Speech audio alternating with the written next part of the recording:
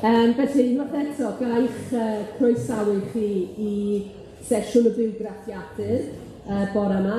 Ac ar ran y bywgraffiadur, dwi'n falch iawn bod gennym ni siaradwr arbennig iawn ar gyfer y gyntaf o ail gychwyn cyfres o ddarlithoedd y byddwn ni yn ei trefnu yn yr Eisteddfoda hyn ymlaen, gan weithiau ddewis testun sydd awnelo yr ardal sy'n croesawu'r Steddfod, a thro arall meddwl am dan hi wrth gwrs fel Steddfod Genedlaethol. Felly, mae'n rhoi digon o ddewis I ni. Ac wrth gwrs mae'r bywgraffiadur, nifer fawr ohonoch chi'n gyfarwydd ar bywgraffiadur. Mae o'n un o'r adnoddau pwysica sydd gennym ni, fe wnaethpwyd penderfyniad yn ôl yn y 30au gan y cymrodorion y bydden nhw yn creu geiriadur bywgrafyddol ar gyfer Cymru. Ac erbyn heddiw, mae'r bywgraffiadur yn cael ei gyhoeddi ar-lein gan y Llyfrgell Genedlaethol a gan Canolfan Uwchraddodiad Cymreig a Cheltaidd Prifysgol Cymru. Ac mi ydw I, Elin Jones, yn gyfarwyddwr ar y Ganolfan Uwchraddodiad Cymreig a Cheltaidd ac yn olygydd cynorthwyol ar y geiriadur, ar y bywgraffiadur mae'n ddrwg gen I, ac mae'r athro David Johnson, cyn gyfarwyddwr y Ganolfan, yma hefo ni heddiw a gynta yn olygydd ar y bywgraffiadur. Mae'r bywgraffiadur yn cynnwys 6,000 o fywydau, o erthygla. Ac o blith rheini, mi fyddwch chi falle yn dychmygu nad ydy'r mwyafrif ohonyn nhw yn fenywod, yn ferched, canran fechan iawn sydd. Mi fyddwch chi hefyd falle, os ydych chi'n defnyddio'r adnodd yn gyson, falle yn gweld bod na rhai sectorau gymdeithas yn cael eu cynrychioli gan fwy o fywydau nag eraill. Ac ers 3 blynedd erbyn hyn, da ni wedi bod yn gweithio I drio estyn amrywiaeth y bywydau sydd yn y bywgraffiadur. Da ni wedi bod yn rhan o gynllun gweithredu Cymru wrth hiliol, Llywodraeth Cymru. Da ni wedi adolygu rhai o'r bywydau ac ail-sgwennu, ail-gomisiynu rhai o'r bywydau oedd wedi cyfnodi'n y bywgraffiadur. Da ni hefyd wedi adolygu yr ieithwedd a'r derminoleg a'r math o iaith yn y Gymraeg a'r Saesneg I adlewyrchu yn gwerthoedd ni heddiw fel cenedl. Da ni wedi estyn hawd y bywydau sy'n cael eu cynrychioli y bywgraffiadur, a hefyd da ni wedi ymestyn amrywiaeth yr unigolion sy'n cyfrannu, sy'n sgwennu erthygla hefyd at y bywgraffiadur. Felly da ni'n falch iawn o hynny. Ac wrth gwrs, un o'r hanesion sy'n mynd ar goll yn y bywgraffiadur, neu sy'n wedi mynd ar goll, ydy bywydau menywod, bywydau merched, ynde. Felly pwy well na Catrin Stevens I fod yn cyflwyno yn darlith ni heddiw. Mae Catrin yn wyneb ag yn enw adnabyddus fel hanesydd ac fel lladmerydd yma'n genedlaethol yng Nghymru.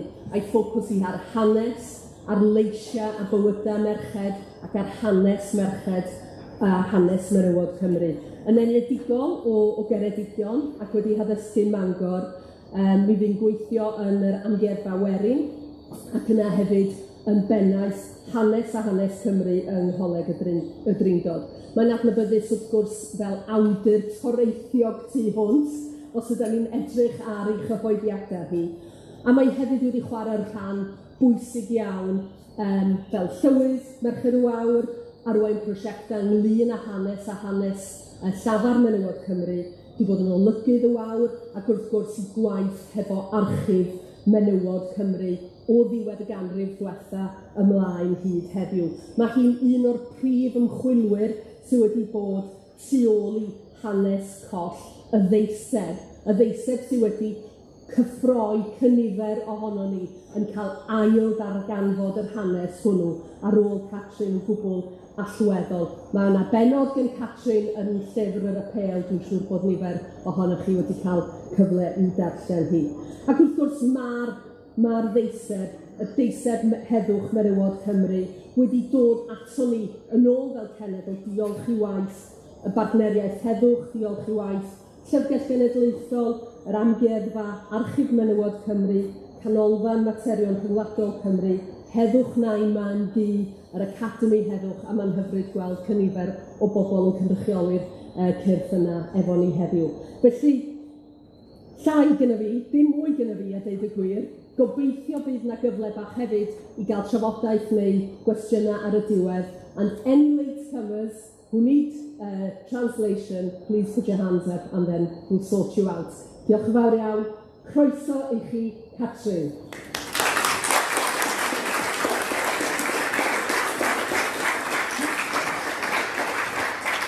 Wel, diolch yn fawr iawn, Elin, am y geiriau caredig dros ben yna. A diolch hefyd i'r bywgraffiadur am y cyfle i ddod yma. Dwi'n gwerthfawrogi yn fawr iawn cael cyfle i ddod i siarad yn sesiwn y bywgraffiadur. Oherwydd dwi wedi pori yn hyfrol y bywgraffiadur am flynyddoedd fel i, a nawr wrth gwrs ni'n gallu troi at y wefan, y defnyddio y bywgraffiadur ar y wefan. Felly ni byddai'n cyfeirio at hynny yn y man beth bynnag.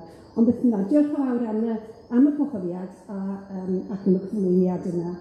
Nawr, ers ryw 5 mlynedd, mae hanes Deiseb Heddwch Menywod Cymru 1923-24 wedi dominyddu fy mywyd i brawd.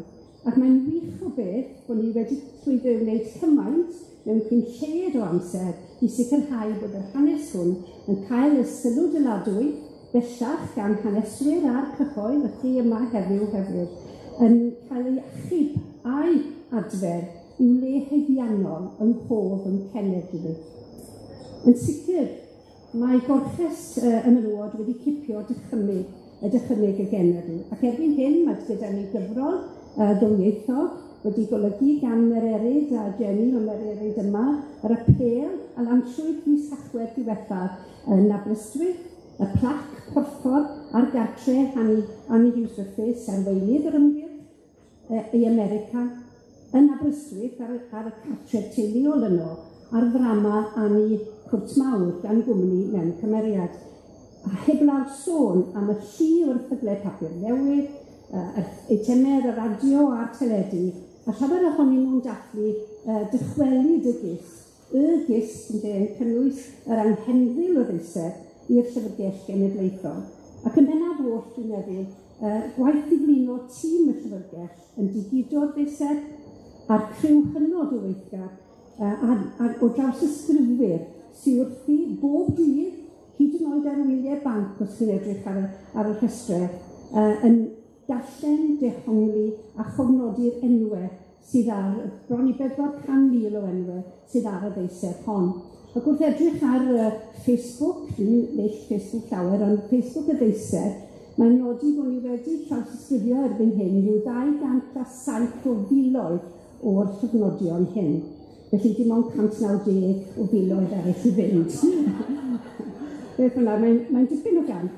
Ac mae'r gweithgaru gwrs hefyd amrywiol Cymdeithas Heddwch Nain Mamgu yng Nghymru ac yn America, a swyddogion prosiect cronfa dreftadaeth y loteri wedi bod yn rhyfeddol yn y flwyddyn ddiwethaf, 5 mis flwyddyn ddiwethaf. Yn sicr, mae'r llun yma o'r ddirprwyaeth a aeth a'r ddeiseb i America wedi tyfu yn eicon cenedlaethol, ac i'r cadwedi graw, mae'n symbol o orchest menywod 1924. Erbyn hyn, rydyn ni'n gwybod dipyn am y tair oedd yn y ddirprwyaeth, sef Rhyfeddol, yr enw o steiddig dal yn y canol yn dal copi o'r memorandum. Mae hi yn y canol, ar y chwythydd hi mae Mary Ellis ar olygorau mawr Cyddi, sy'n dal llun o'r gistaeth America, ac Eluned Pris, merch ifanc ddisglair oedd yn gweithio gyda ffoaduriaid yn Romania. Dyn ni'n gwybod llawer amdano nhw, a mae hithau Gladys Thomas ar y chwith eithaf wedi cael lle yn yr hael hefyd, yn sgil fynd yn gydymaeth i Anni i America, a pan oedd Anni teithio ar draws y wlad ar ôl cyflwyno'r ddeiseb i fenywod America. Ond brig y mynydd ia yn unig i'w haen. Pen y gallen nhw fod wedi llwyddo o gwbl, heb fyddin, wel, hwnna'n air brad yn anffodus wrth gwrs yn cyswllt heddwch, o fenywod a sawl dyn hefyd, a bu yn helpu i gasglu'r llofnodion. Yn arbennig felly, cyfarwyddwr Undeb Cynghrair y Cenhedloedd Cymru, y Parch Gwilym Davies. Nhw wnaeth y gwaith caib a cael, o drefnu cyfarfodydd i godi ymwybyddiaeth ac yn bwysicach i gerdded o dŷ i dŷ i gasglu'r llofnodion. Erbyn hyn, bu modd olrhain hanesion rhyw 370 o'r 412 o'r trefnwyr hyn. A mae'r ymchwil wedi dangos yn eglur sydd cyflynwyd at yr egwyddorion sylfaenol a gyhoeddwyd wrth lansio'r ddeiseb.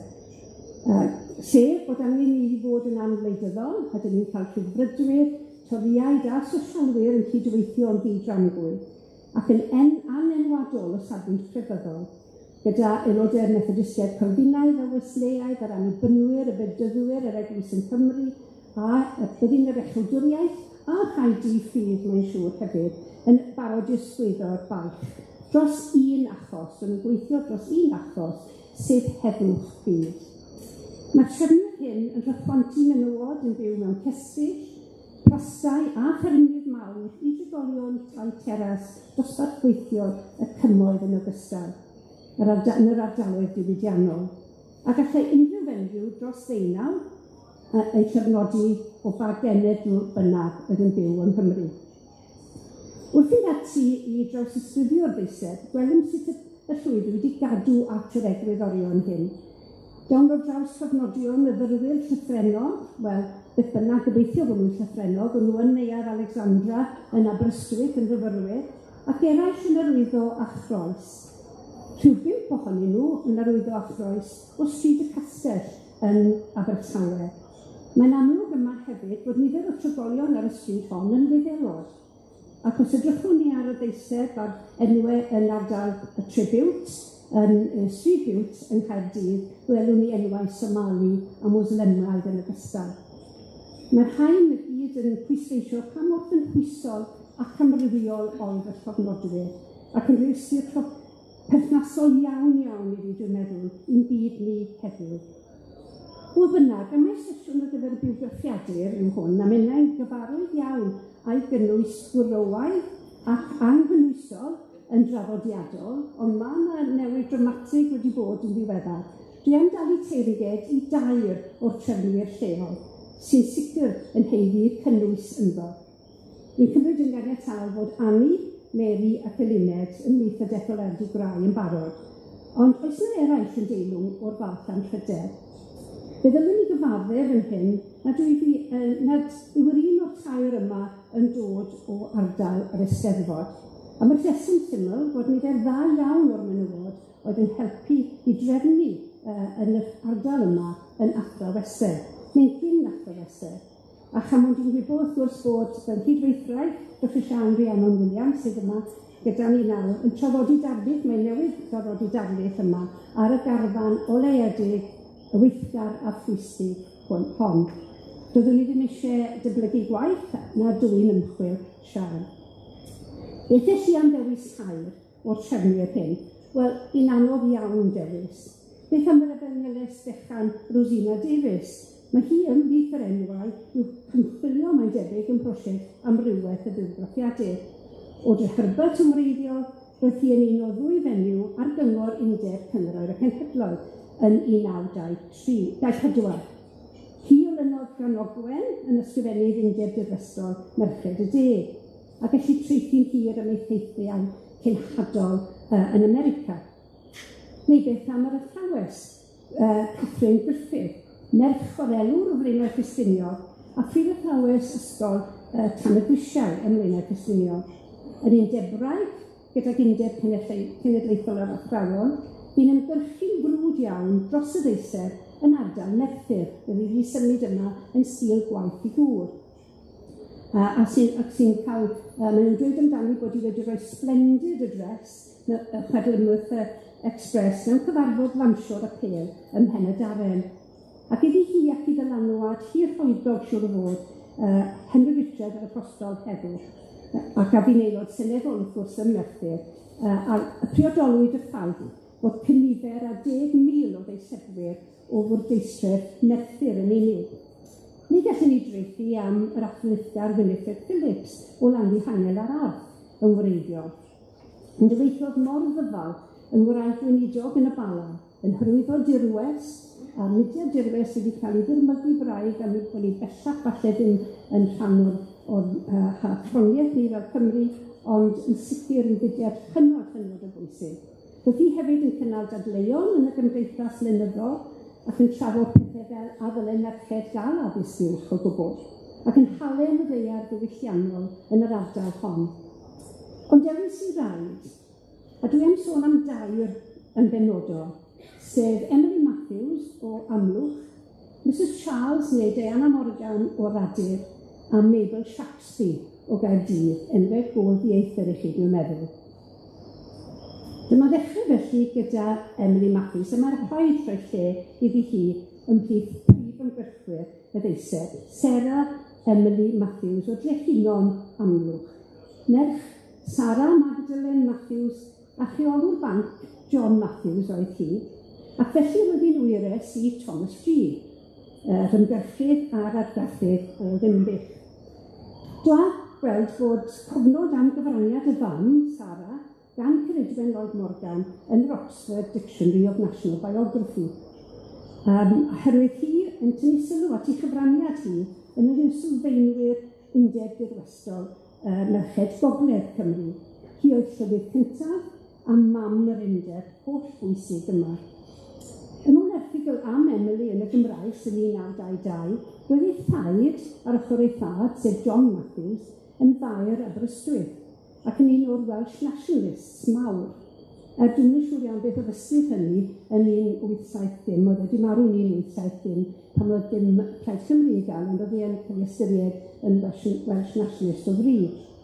Ond yn sicr oedd ei thad hi, John Matthews, yn ddinesydd gweithgar, cydwybodol ar Ynys Môn, a mae rhestr y swyddi gwirfoddol roedd e'n wneud ar ei farwolaeth yn gwbl rhyfeddol.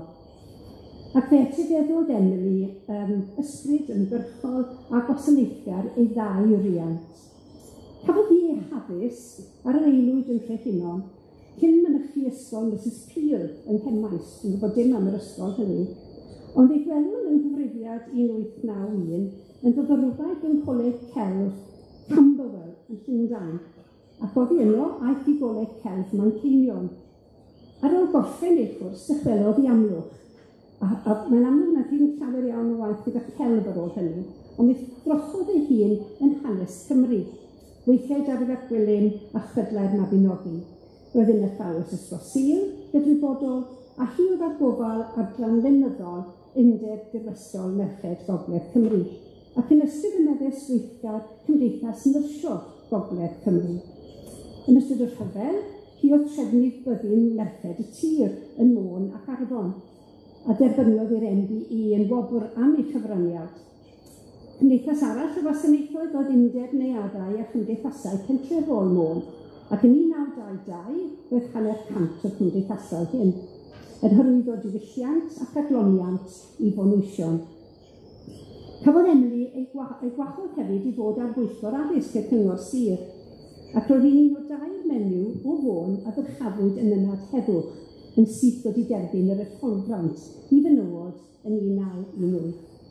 Roedd hi, ei mam a'i chwaer yn prif aelodau sefydlog cangen Llanfair Pwll o sefydliad yn Erched, y gangen gyntaf ym Mhrydain a gorodd yn 1915. Mae holl weithgarwch gwirfoddol Emily yn cipio'n wynt i, ddim yn siŵr bod ei thad hi yn cwrdd yr ddeiar yn aml iawn. Ond mae chyfraniad i'r mudiad heddwch ac i'r Deiseb Heddwch yn benodol yn heiddi sylw arbennig. Roedd hi'n aelod o adran wledig Cyfysgol Gwasanaeth Cymdeithasol Cymru o fewn undeb Cyngrair ac Cenhedloedd Cymru, ac yn amlwg yn arweithydd cyhoeddus, galluog a hyderus. Yn wir, yn dengys fod ei henw wedi ei grybwyll i fod yn un o'r tair oedd yn mynd i America, ond am ryw reswm ni ddigwyddodd hynny, ddim yn gwybod pam. Ond bu'n allweddol bwysig ar Ynys Môn. Rhannwyd yr ynys yn ddim rhanbarth ac Emily oedd ar gofal am Amlwch a'r cyffiniau. O fewn y rhanbarthau hyn, sefydlwyd is-weithorau, 102 ohonyn nhw gyd, roedd Sir Fôn yn arbennig iawn o drefnus. Dim ond un dyn benodwyd i helpu o gwbl yn Sir Fôn, roedd dim angen dynion y digon o fenywod i wneud y gwaith. Emily oedd ar dasg o gasglu'r holl nodnodion y ddeiseb yn hyd ar Ynys Môn, a trosglwyddo'r cyfan i swyddfa'r undeb yn Nghaerdydd. Ac mae'n amlwg nawr, wrth draws ysgrifio, i wneud ei gwaith yn arbennig o drwyadl. Er nad oes dangos enw wrth yr adroddiad, mae'n debygol iawn mae hi oedd llywydd cyfarfod ac yn haliwyd i liwio croeso gartre i Annie ac Eluned, dwy o'r gwrthwyaeth America, mewn cyfarfod arbennig yn yr Albert Hall, Llandrindod, ar y 10 o Fehefin 1924, dros ganrif yn ôl yn union. Mae'n werth gyfynnu darnau o'r arall hon yn wir yn hir ceir darlun gorau o'r canfasio o fi yn ystod Hydref a Gaeaf 1923. Mae Emy'n dweud, deithiodd y mudiad cyfan o awydd dofnadu gamsyniol yn calonnau menywod Cymru i wneud rhywbeth i'r rwyddo'r ddelbryd o heddwch byd. Cyhyd am bod ni'n diffiant a fod yr apel o'n dod â'n colonnau ni, byddai'n gwneud ei ffordd i galonnau chwiorydd ar draws yr Iwerydd. Yn ymarferol, roedd 7 o bob 8 menyw ar yr ynys wedi arwyddo'r memorandwm, cyn diwrnod o cadoediad a dachwedd yn 1910. Yr amhwysedd meddai oedd cadw dynion rhag ei arwyddo. Mewn ardaloedd gwledig, mae'n disgrifio cymerau sawl diwrnod i gasglu dwsin o lofnodion, trampio maith i ffermydd unig yn y tywydd difrifol dechrau tachwedd. Yn ardal i, roedd dynes oedd yn gweithio wedi rhoi 2 ddiwrnod o'r gwaith, a daeth ei rhestr ataf yn llawn balchder, gan honni iddi gasglu cofnod pob menyw yn ei hardal. Yn gynnar bore tranoedd, cyn mynd i'r gwaith, dychwelodd am y ffurflen, oherwydd yn ystod y nos yn ei cael ei fath o hunlled mewn amlwg, roedd wedi cofio am un fenyw arall a ddeitha i fyw i lytia yn yr ardal yn ddiweddar nad oedd hi wedi ei gweld. Mewn arall, meddai, cwrfodd y wraig yn byw mewn cartref tlawd iawn ac un o'r canfaswyr, a gofyn iddi pryd fydde hi'n dod heibio, ei bod hi a chymydog iddi wedi mynd allan i brynu potel o un a ffen yn barod. Dyna chi. A'r hyn sy'n ddiddorol nawr, bod ni'n yn trawsysgrifio deiseb i gweld gymaint o bobl yn arwyddo a ffensil sy'n gwneud y gwaith chydig bach mwy anodd o ddweud y gwir y ffaith bod nhw'n mewn pensil. O beth bynnag, mae'n dweud ar y diwedd, yn yr ysbryd hwn, y cyflawnwyd y gwaith. A dyma'i llofnod hi fan hyn ar y ddeiseb, dych chi'n gweld yn y canol fyna S. Emily Matthews, trehinon Amlwch, a wedyn o dan i hi mae'n mam, sef Sarah M. Matthews, trehinon Amlwch. Ac ar y gwaelod yn deg, gwelwch chi rhywun wedi arwyddo a chroes, mae'n dweud wrth y groes yna, pham. Felly, oedd yna bobl yn arwyddo a chroes, a bobl eraill yn tystio, mae'n fwy o bobl iawn. Felly, a mae hwnna yn bocs 559 o ddeiseb yn y bocs hynny, tudalen 4 yn yr Llyfrgell Genedlaethol wedi eu catalogio nhw.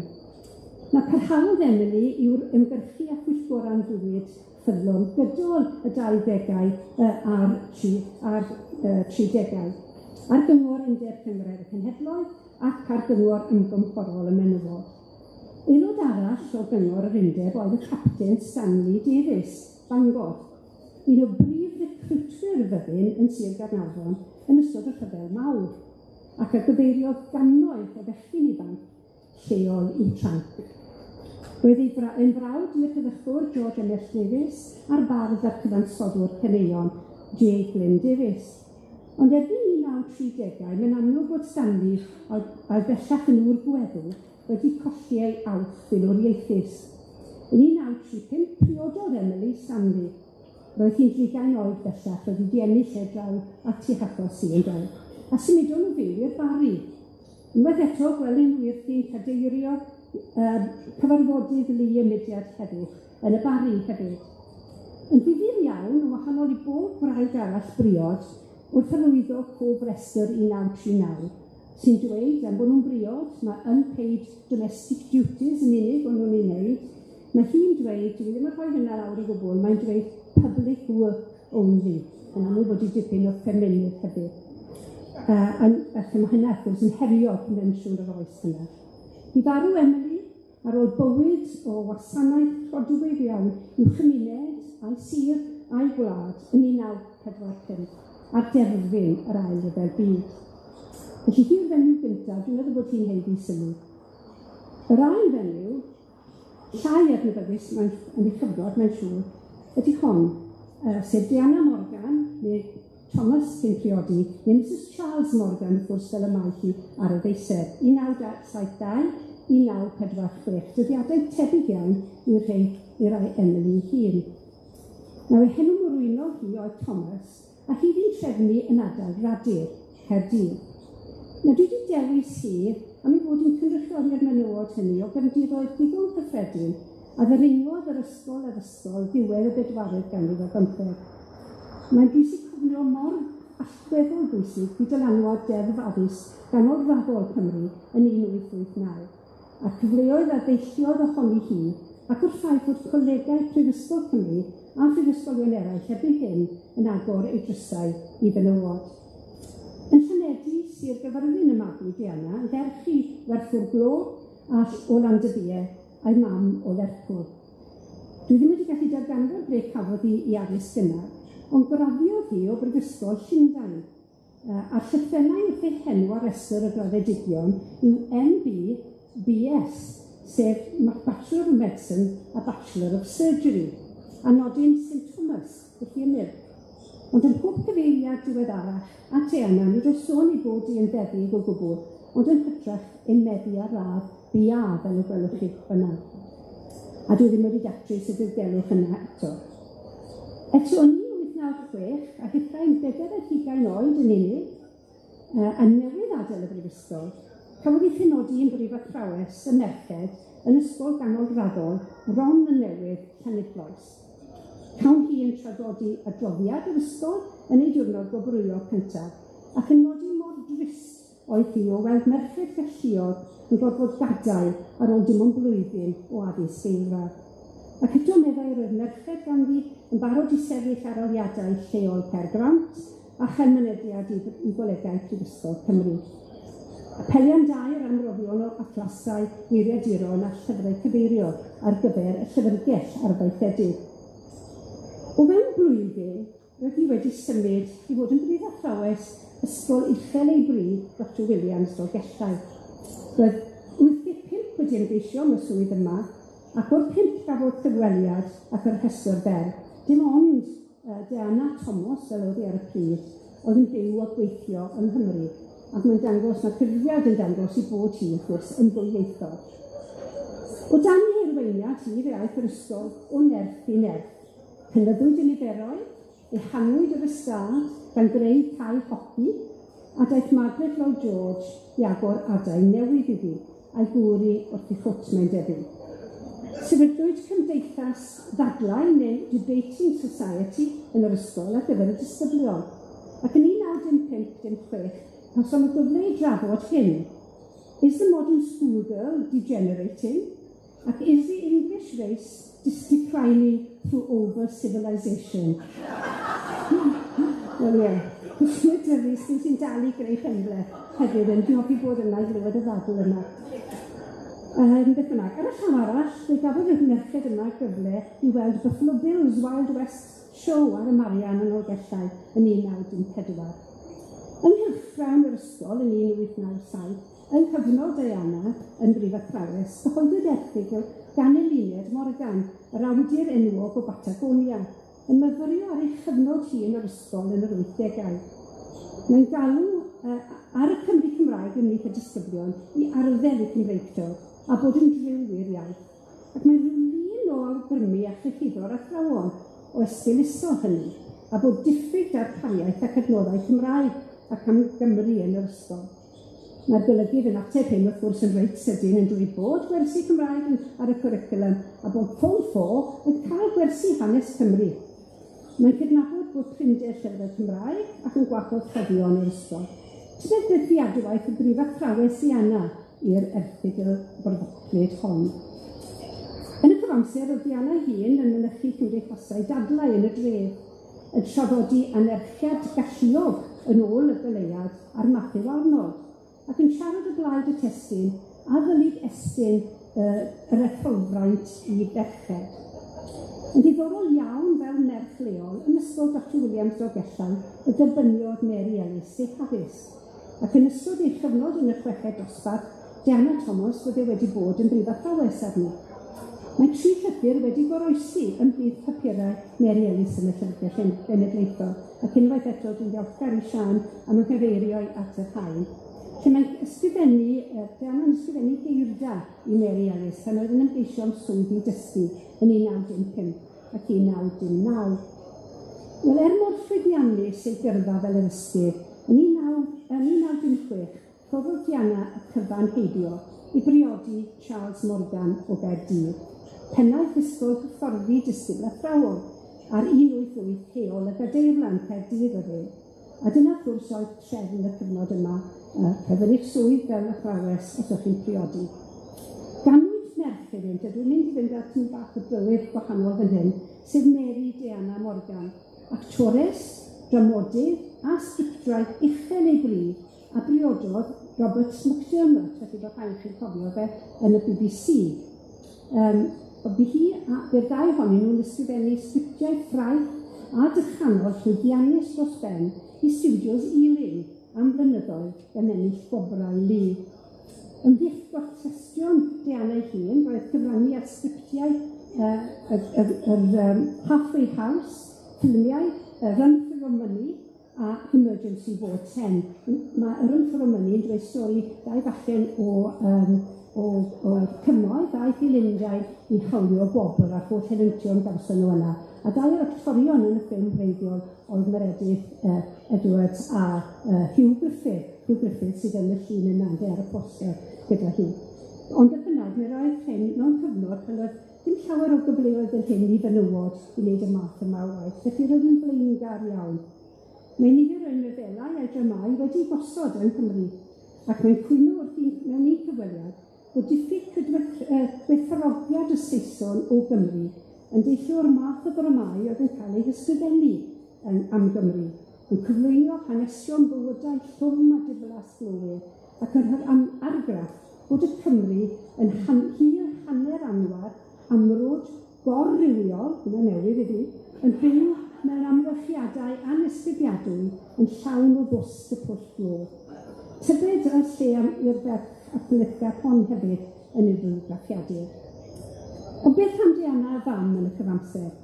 Mae'n amlwg bod hi wedi parhau i gefnogi'r achosion oedd yn agos at ei chalon. Yn 1919, hi oedd trysorydd cangen Caerdydd o'r NUWSS, National Union of Women's Suffrage Society. Yr ail gangen o ran nifer aelodau ym Mhrydain, ac roedd felly'n swffragydd ac yr un pwyllgor ar athro Millicent Mackenzie. Bu hi'n darlledu ar bynciau yn ymwneud â Chymru ddiwedd y 20au ac yn cyfrannu rheolau at golwg Wales Day by Day yn y Western Mail. Bu'n amhosib priodoli unrhyw un o'r colofnau hyn iddi oherwydd rhyw bytiau o hanesion difyr, straeon digri ac eitemau am hanes Cymru ar Eisteddfod yn cynnwys dyfyniadau y gerddi Cymraeg a Saesneg i'w colofnau hyn. Yr argraff ni'n gael yw bod llawer o bobl yn cyfrannu at y colofnau hyn a bod yn enw felly ar ei gwaelod nhw. Ond dyma hi llofnod hi ar y ddeiseb, sef Diana Morgan, Tŷ y Cae, Radur, yn 1923-24 hi oedd y trefnydd lleol yn yr ardal yma. Ond yn mis Rhagfyr 1923, fe ddiodd hi drallod i farw ei gŵr. Gŵr o ddisgrifir fel Cymro i'r Carn, yn angerddol dros hanes Cymru ac wedi dysgu'r Gymraeg, ac oedd wedi bod yn wael ys peth amser. A hitha Diana wedi bod yn gofalu amdano gyda chariad a chymrofiad am hunanol. Cawn i llofnod i felly ar y ddeiseb, a mae hon yn mocs, dwi'n sylwi ar hyn yn hynna, bocs un yw hwnna, rwy'n cyntaf ar i'r amlwg o'r llyfrgell. Yn amser nes symudodd hi fyw i Hampstead yn Llundain, yn weddol agos i Annie Hughes Griffiths, a bu farw yn 1946, flwyddyn ar ôl marw Emily Matthews. Wel nawr fi'n rhoi at y drydedd, sef enw hollol wahanol, a dyma hi, Mabel Shakespeare, o gefndir cwbl wahanol i'r gweddill ohonyn nhw, a dwi'n siŵr bod neb yn hyn wedi clywed amdani hi. Gwyddelis o Waterford Iwerddon oedd hi, a aned yn 1880. Mabel Emily Douglas oedd hi henw morwynol ni, a cyfan dwi'n gwybod amdani dan yr enw yna yw ei bod i erbyn cyfrifiad 1911 yn gweithio fel athrawes mewn ysgol ar Ynys Hanet yn Swydd Cant. Yno mae'n siŵr y cwrddodd i a John Shakespeare, a oedd wedi colli ei olwg yn un llygad mewn damwain mewn labordy. Ond erbyn hyn roedd yn aelod o adran ffiseg Coleg Prifysgol Cymru Caerdydd. Yn ddiweddarach mi symudodd ei weithio ym maes fidioleg yn yr ysgol feddygol yn Caerdydd. Roedden nhw'n byw yn Winslow, heol ffidlas Hanesion. Unwaith eto, fel yn achos Diana, rhodd meddwl ei gyrfa fel athrawes heibio ar ôl priodi, ond sianelodd ei holl egni yn y 20au a'r 30au i ymgyrchu dros heddwch ac undeb cyngrair y cenhedloedd yn Nghymru a'r byd. Mae mwy o'r hanes sy'n ac unrhyw un arall sy'n trefnu'r ymgyrchoedd dros heddwch yn y papurau newydd, nag unrhyw un o'r menywod eraill, felly, o blith ymgyrchwyr a chrefnwyr y ddeiseb. Ei ddwni amdani yn siarad y chwiroliaeth eglwys y Bedyddwyr yn Sir Fawr, a disgrifio gwaith yr undeb, nid yn unig dros heddwch, ond hefyd i geisio dileu y fasnach wpiwm, caeth wasiaeth pobl wynion a chlefydau wenwynig. Dywedi bod wedi teithio nea ar draws Ewrop wedi'r rhyfel, ac wedi mynychu cenedleddau yn Genefa, cenedleddau yr undeb felly yn Genefa, ac felly'n siarad o brofiad. Mae'n sôn amdani'n casglu cofnodion ar gyfer deiseb arall, trwy drefnu cyfarfodydd yn Nghaerdydd a'r cyffiniau ac ar eithio ynddynt. Gwneud gwaith cenhadol mewn sinemâu, mewn siop heddwch ac ar strydoedd Caerdydd, fel ysgrifenyddes Celyn Caerdydd ar y bro yr undeb. Hyd-drefnodd blannu coeden geirios yn Harp Cateis i ddathlu denlwyddiant yr undeb yn 1930. Coeden sy'n dal i flodeio heddiw, yn hwnna'n arwydd cael beth yma. Roedd hi'n weithgar mewn cymunedau fel Grangetown a Phelau, a llwyddodd gangen yr undeb i bobl ifanc a gangen gyntaf o'i bach yn Nghymru. Hi hefyd oedd yn trefnu'r diwrnodau cennin Pedr blynyddol, symbol Cymreig yr undeb, i godi arian ar gyfer gwaith yr ysgol yr undeb, a bu'n cynllunio plannu cae gobaith yn llawn cennin Pedr o flaen y castell. A cennin Pedr yn wrthbwyd wrth gwrs i babi coch maes y gad. Cofnodir ei theithiau er mwynhau gyfynychu cyfarfodydd dros aelodau benywaidd yr undeb, ac yno bydde wedi cwrdd â phobl fel y parch William Davies ac Emily Matthews. Dro arall yn gwaelod welwn ni ddyn fyna trefnodd i gyngor yn gynghorol y menywod ddod i Gaerdydd, ar wahoddiad y feires sy'n y canol ei goff yn 1933. Ac ymhlith y mynychwyr oedd Annie Hughes Griffiths, y welwn hi wraig dala yn y ffrynt yna yn cadeirio, oedd Megan a Margaret Lloyd George, oedd Esig Davies Llandinam, Gladys Fodey o Fangor, ac Ellen Evans y Barri, sydd ail o'r fef yna yn y blaen, a Catherine Griffith o Ferthyr Tidfyr. Yna beth i bod neb wedi rhoi yr enwau dan y lluniau yma, achos dwi'n yn siŵr iawn pwy un yw Margaret Shakespeare, maen nhw wedi gwisgo hetiau mor debyg i'w gilydd, mae wedi bod yn amhosib i fod nabod i os nad ysyn mwy craff na fi.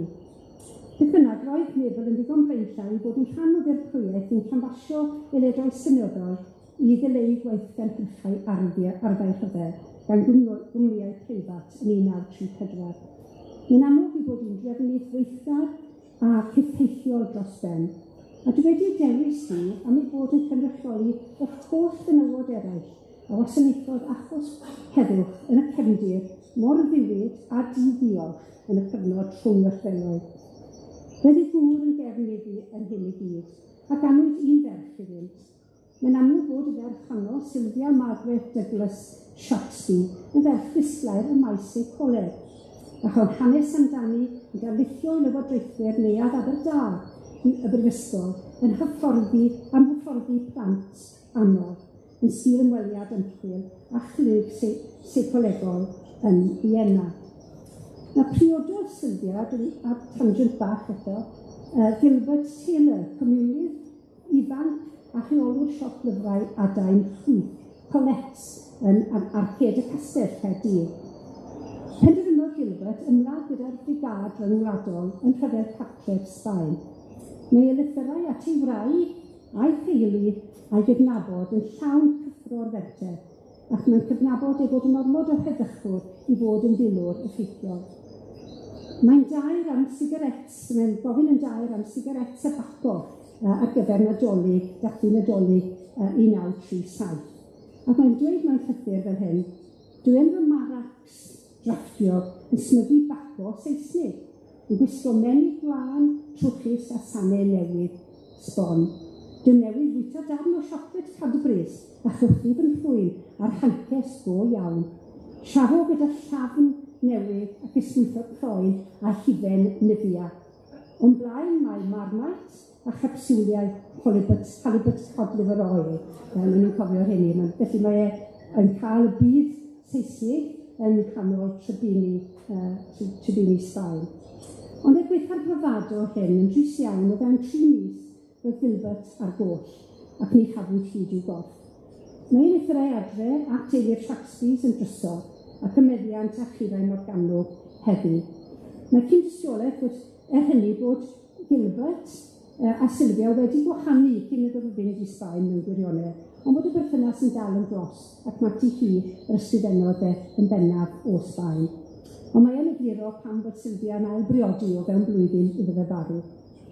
Unwaith eto, ymatebodd Mabel a'i gŵr John i'r sefyllfa hon trwy geisio gwneud rhywbeth ymarferol, enghraifft trwy gynnal garddwes yn ei cartref yng Nghyn Coed i godi arian i gynnig llochest yn Cumbria Caerleon i 100 o Wlad y Basg a wedi ffoi cyfer y cartref Sbaen. Ond erbyn hyn yn 1937, roedd yn amlwg bod y byd ac Ewrop yn arbennig wyneb i weired unwaith eto, a bod y Undeb Cynghrair y Cenhedlaeth Cymru yn colli tir. Bu farw Mabel Shaxby yn mis Mai 1939, cyn i'r ail ryfel byd ffrwydro, a chynhalwyd gwasanaeth coffaiddi yn addas iawn yn y deml Heddwch ym Mharc Cyteis, ger bron pwysigion y ddinas a'r brifysgol a chynrychiolwyr llu o fudiadau yn hyrwyddo heddwch a hawliau menywod. Trefnwyd casgliadau pob amdani.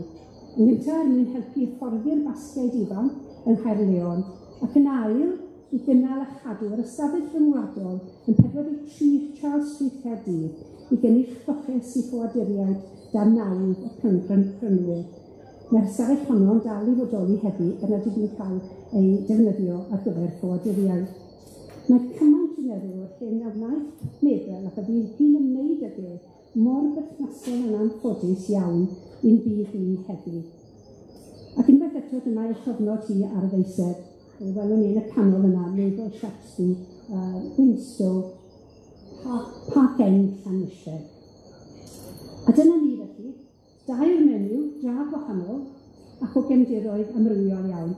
Mae'n amlwg iawn nad oedd menywod 20au a 30au ganrif ddiwethaf yn ynysig o gwbl, nac wedi creithio mewn unrhyw ffordd i'w cartrefi a bywyd domestig.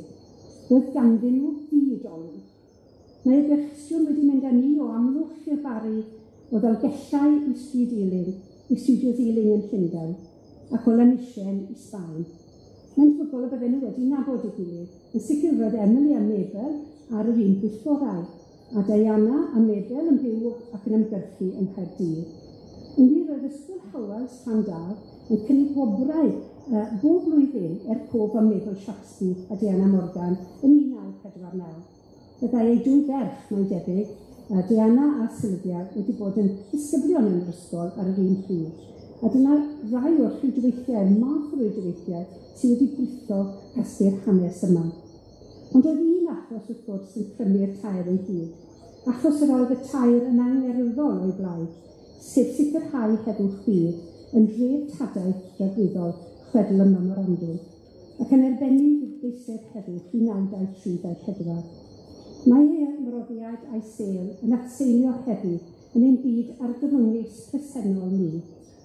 Felly mae rhaid i ni gadw hain, dwi'n meddwl, mae'n ddyletswydd arno ni i gadw hanes yr hain a gorchestio menywod 1924 yn y cof, a bod nhw ddim yn para, wrth gwrs, yn hanes cudd o gwbl.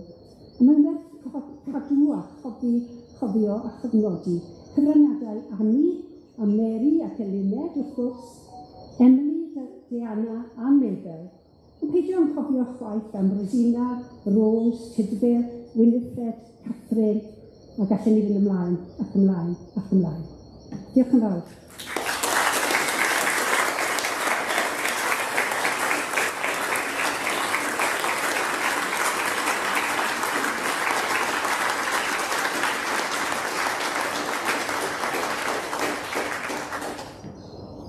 Wel, diolch yn fawr iawn, Catrin, am ddarlus ardderchog. Dwi'n meddwl bod ni wir wedi cael bydd mawr pnawn erbyn hyn, ynde? Ac pan o'n i'n clywed chi'n cyfeirio at waith Emily Matthews a'r ffordd y cofnododd hi i galwedigaeth yn yr cyfrifiad Public Work Only. Diolch yn fawr iawn i Catrin ac i haneswyr eraill Menywod Cymru am ei Public Work Only. Dim yn Public Work Only, ond mae'n lawer iawn. Mae'n lawer iawn o'r gwaith yma wedi dod trwy'r Public Work Only, a da ni'n hynod ddiolchgar i chi am eich cyfraniad. Mae'n chwarter wedyn. Mae'r swyddogion yn mynd i fynd yn nerfus mewn 5 munud, ond mae hynny'n golygu os oes na sylw neu gwestiwn gan unrhyw un yn fama, os ydych chi'n codi'ch llaw, fedrwn ni gyfeirio hynny at Catrin. Dwi'n gwybod hefyd bod na nifer ohonoch chi yma yn y gynulleidfa yn gweithio'n galed i godi ymwybyddiaeth am y ddeiseb. Mae modd cyrraedd y llofnodion ar-lein rwan yn yr Llyfrgell Genedlaethol. Mae sawl bocs, pob bocs dwi'n meddwl wedi i sganio, i ddigido. Mae hanner ni wedi trawsysgrifio, a mae yna gymaint o bobl yn cael plesar a teimlad o'r diffiantrwydd, gyfeirio chi at Ondo, y diffiantrwydd a'r balchder ochr yn ochr o wybod bod na bobl o'n teuluoedd ni, pobl o'n cymdogaetha ni, os nad oedd yn teuluoedd ni'n byw yn yr ardaloedd hynny ar y pryd, a yn merched yn hanes ni wedi gwneud cyfraniadau mor sylweddol. Ond mae yna fwy o ymchwil i wneud, a mae yna fwy o waith. Mae Dafydd a Fina, dwi'n siŵr wedi cael sawl syniad ynglŷn â bod eisiau rhoi mwy o'r bywydau yma yn y bywgraffiadur. Ac felly, da ni hefyd yn gofyn i bobl i gyfrannu, oherwydd mae y bywgraffiadur hefyd yn Public Work Only. Felly, Public Work Only amdani, ond newch chi ymuno hefo fi i roi cymeradwyaeth wresog heiddiannol iawn unwaith yn rhagor i Catrin Stevens.